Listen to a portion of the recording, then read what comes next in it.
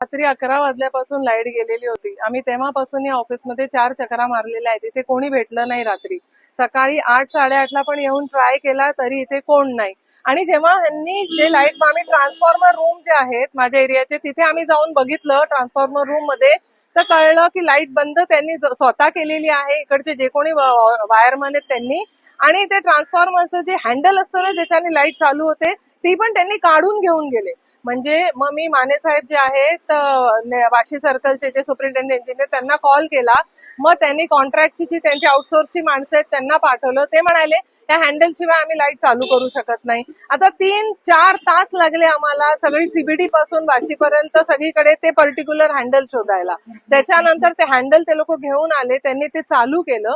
पण त्याच्याने फक्त 2 फेजच लाईट चालू झाली, 3 फेजची लाईट चालू झाली नाहीये. 250 ते 300 फ्लॅटची लाईट बंद होती कालपासून. त्यांना पाणी मिळालेलं नाहीये. त्यांच्याकडे 5 मजल्याच्या बिल्डिंग आहेत, लिफ्ट बंद झालेले आहेत. तुम्ही सांगा, हे असं महावितरणचे जे कोणी एम्प्लॉईज आहेत, मला एवढंच बोलायचं, तुमच्या ज्या मागण्या होत्या ना त्या तुम्ही मागा. आम्ही तुमच्या हा जो संप तुम्ही केलेला आहे त्याच्या विरोधात नाहीये. आमचं एवढंच म्हणणं आहे, पण तुम्ही जे नॉर्मल लोक आहेत त्यांना त्रास देऊन तुम्हाला काय ह्याच्यामधून लाभ झाला? तुम्हाला असं वाटतं का हे हँडल तुम्ही काढून नेले, लाईट बंद केलं म्हणून तुमच्या मागण्या अजून व्यवस्थितपणे पूर्ण होतील? पण तुम्ही गव्हर्नमेंटचे एम्प्लॉईज आहात, तुम्ही असं लोकांबरोबर करू शकता का? हे बरोबर आहे का? योग्य आहे का? मॉरली एथिकली बरोबर आहे का?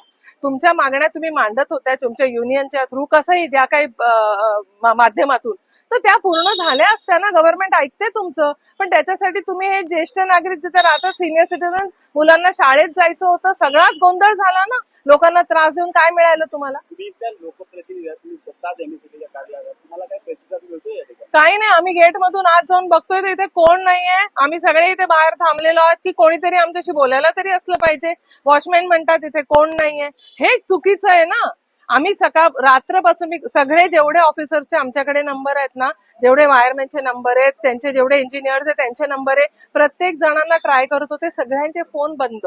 तुम्ही फोन बंद करून रात्रभर लोकांना त्रास दिला आणि मुद्दाम त्रास दिला. हे बघा, जर का काहीतरी फॉल्टमुळे बंद झालं असतं ना तर आम्ही समजू शकलो असतो की तुम्ही संपावर आहात, फॉल्टमुळे बंद झालेलं आहे म्हणून तुम्ही चालू नाही करू शकत.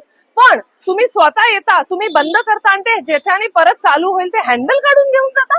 म्हणजे हे तर एकदम चुकीचं आहे ना. असं कोण करतं?